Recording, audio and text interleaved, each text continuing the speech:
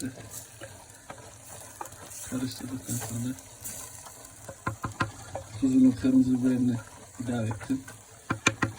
Şimdi sütünü verelim. Biraz suyu